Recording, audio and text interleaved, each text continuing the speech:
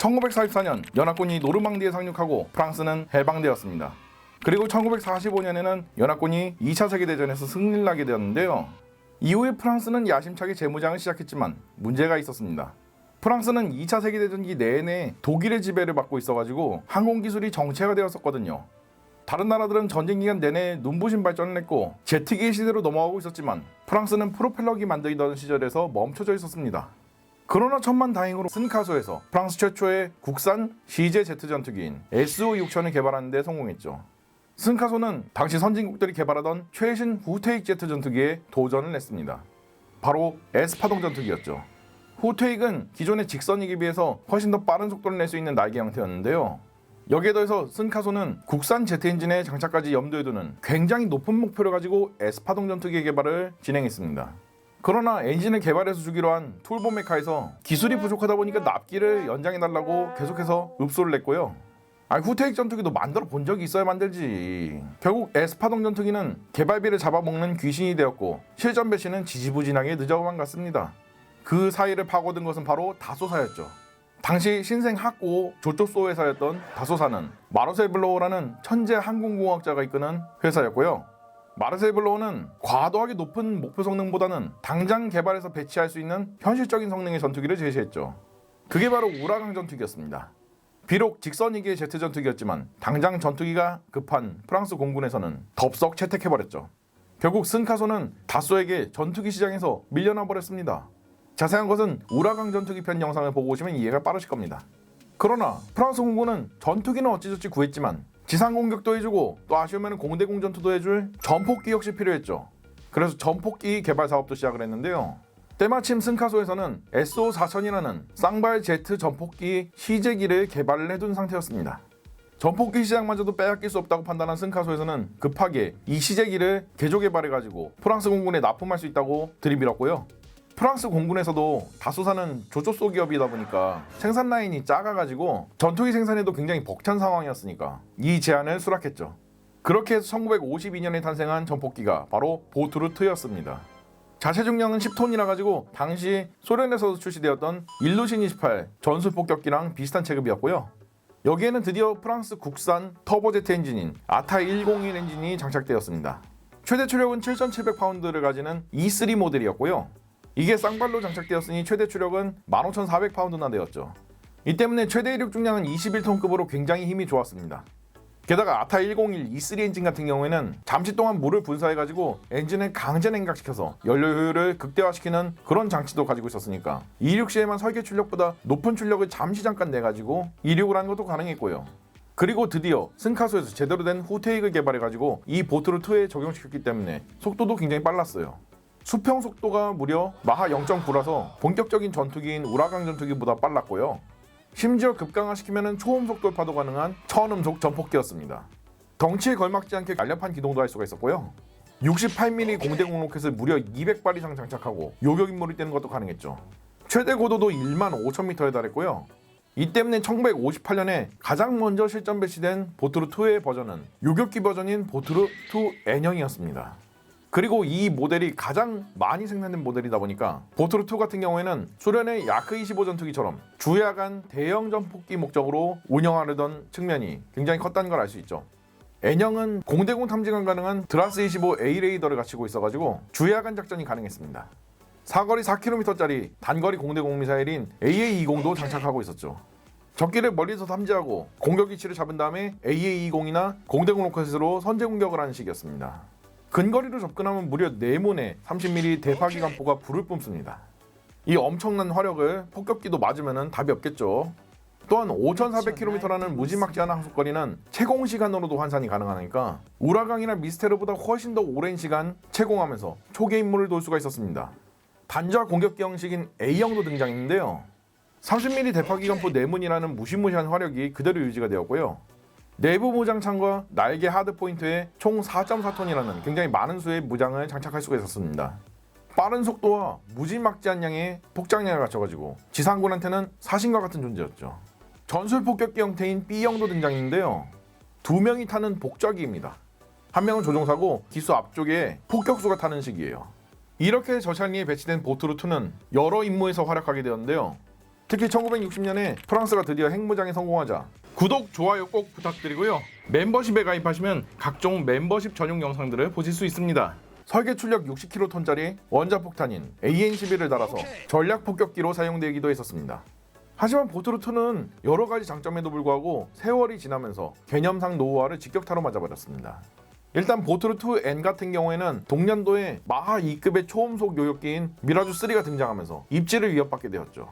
다만 미라주3에 비해서 압도적인 채공시간을 살려가지고 장시간 초기하면서 적 항공기들의 동향을 알려주고 적기가 몰려오면은 미라주3가 스크램블 뜨기 전까지 1차적인 대응을 맡아주는 그런 용도로 사용이 되었는데요. 그러나 이러한 역할도 미라주3의 후계기인 미라주 F1이 등장하자 종말을 맞이하게 되었습니다. 따라서 보트루2N들은 우수한 성능에도 불구하고 시대적인 흐름에 맞춰서 자연스럽게 도태가 되게 되었고요.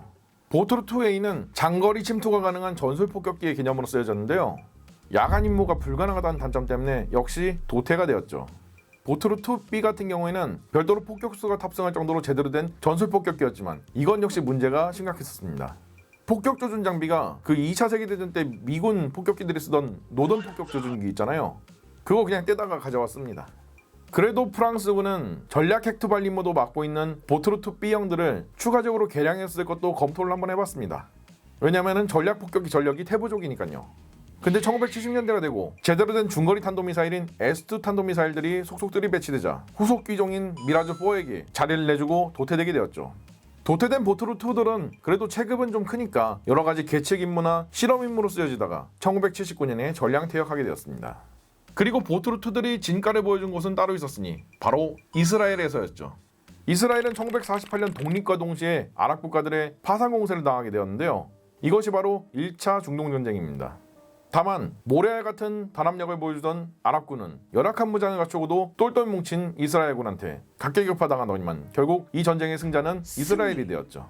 전쟁이 끝난 뒤 아랍 각국에서는 소련에서 미그15와 미그17이라는 아주 걸출한 후테익 제트 전투기들을 도입해서 와신상담했습니다. 이스라엘도 물론 1949년에 영국으로부터 글로스터미 티어 제트 전투기를 도입하긴 했지만 이것들은 초창기 직선익 제트 전투기들이었어요. 실제로 그 다음 연도에 이어진 한국전쟁에서 글로스터 미티어 전투기들이 미그15한테 왕창 깨져나가 버리면서 그 한계를 입증해 보였죠.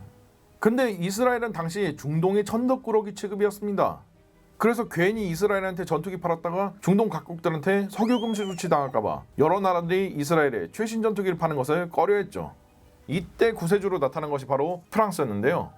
프랑스는 제3세계 오야붕을 자처하면서 이스라엘에 최신 전투기를 공급하겠다고 했죠. 물론 선의로 판 건 아니고 대체제가 없다 보니까 바가지도 씌우고 끼워 팔기도 하고 그랬는데요.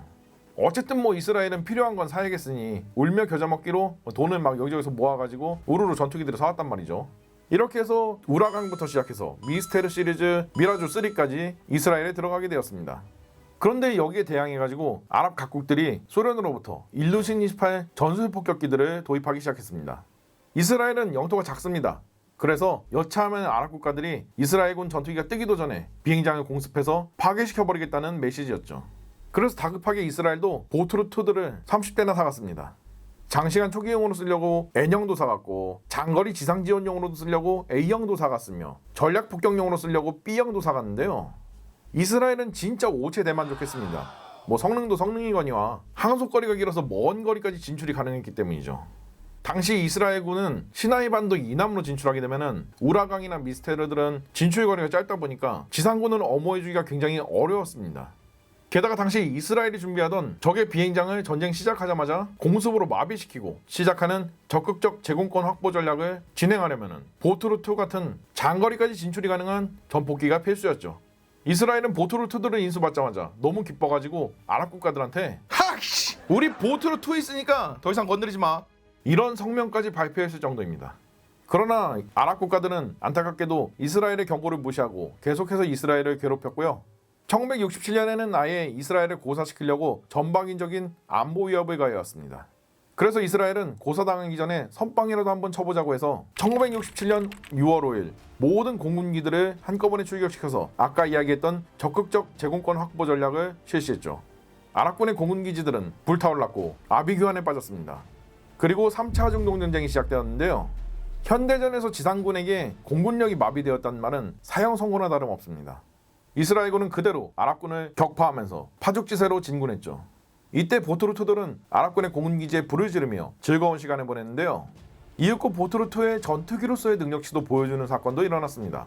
1967년 6월 6일 이집트의 공군기지를 공습하러 출격했던 보트루트 세대는 침투 도중에 기지로 귀환하는 이집트군의 호커헌터 전투기를 발견했습니다. 그리고 곧바로 뒤를 밟았죠. 호커헌터 전투기의 조종사는 뒤에 뭐가 따라붙었는지 모르는 눈치였습니다. 그래서 보트루트들은 개꿀잼 몰카 호커헌터 전투기를 따라가 보자 그곳에는 자신들의 목표물이었던 공군기지가 있었습니다. 보트루트들은 길을 안내해줘서 고맙다며 30mm 기관포탄 수백 발을 선물로 줬죠. 곧바로 호커헌터 전투기는 너무 기뻐서 불타오르며 추락했습니다. 그러나 미그 21 한 대가 곧바로 이들을 향해서 요격하려고 접근했습니다. 미그 21 전투기는 마하 2급의 요격 전투기라서 보트루트들의 성능 가지고는 굉장히 대응이 어려웠는데요. 미그 21 전투기는 보트루 전폭기들의 뒤를 잡고도 별다른 사격 없이 그냥 위를 지나쳐가는 실수를 범하게 되었죠. 곧바로 선회전에 들어간 보트루2는 미그 21을 사각에 넣었고 여기서 사격을 하게 되면 천음속 전폭기인 보트루2가 마하 2급의 초음속 요격 전투기인 미그 21을 격추하는 진기명기한 기록을 세울 수가 있었는데요. 보트루2 편대가 위기에 빠진 줄 알고 미라주3 전투기가 달려오더니 무전으로 외쳤죠. 비켜! 이건 내 거야! 그리고는 미그 21을 킬달 쳐버리면서 이 진기록은 날아가게 되었습니다. 아 진짜 매너 좀 하지. 그래도 이날 공습으로 인해서 이집트 공군은 또다시 불타올랐으니 이런 들었다리 저런 들었다리 라이라이 차차차 헤이 빠빠리빠. 보트루2는 이 전쟁에서 엄청난 활약을 했습니다. 결국 이 전쟁은 6일 만에 이스라엘이 원래 가지고 있던 영토의 3배에 달하는 지역을 평정하면서 이스라엘의 완승으로 끝나게 되었죠. 물론 보트루2들은 이 전쟁에서 한계마저도 보여줬습니다. 보트루2들이 미그 21을 격추 직전에 몰아넣었던 그 다음날 보트루2 세대가 동시에 아랍군 전투기들한테 걸려서 격추당했던 것인데요.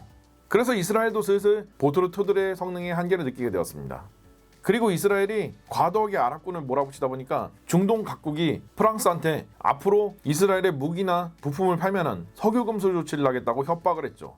결국 프랑스로부터 무기금수 조치를 당하게 되면서 보트루2들의 부품은 구할 길이 없어졌습니다. 보트루2들은 이스라엘의 새로운 친구로서 떠오른 미국에서 도입해온 A4 스카이호크들이 대체하게 되었고요. 자녀 보트루2들은 아랍군의 주의를 끄는 디코이 용도로 사용되다가 퇴역하게 되었습니다. 그리고 이런 식으로 보트루2는 총 149대가 판매되면서 그래도 그럭저럭 판매고를 올리게 되었죠. 총평하자면은 프랑스가 처음 만들어본 쌍발 제트 전폭기였는데도 불구하고 당대 유럽의 최강의 전술폭격기로서 군림했던 물건입니다. 심지어 전투기로서의 업무도 충분히 가능해가지고 전폭기 개념의 물건이었고요. 실전에서도 엄청난 능력을 보여줬던 기종입니다. 다만 당시 나토 회원국들이 쌍발 전술폭격기 개념의 기체를 그다지 원하지 않았고 장시간 채공 가능한 주야간 대형 요격기 같은 경우에도 다른 나라들은 필요성이 적었죠. 그래서 많이 팔릴 수는 없었습니다. 프랑스는 보트루2를 써보면서 항전 장비와 속도면에서 많은 문제가 있다는 것을 깨달았습니다. 그래서 후속 전폭기 사업에 나섰는데요. 과연 프랑스는 어떤 전폭기를 개발하게 되었을까요? 다음 편에 기대해 주시죠.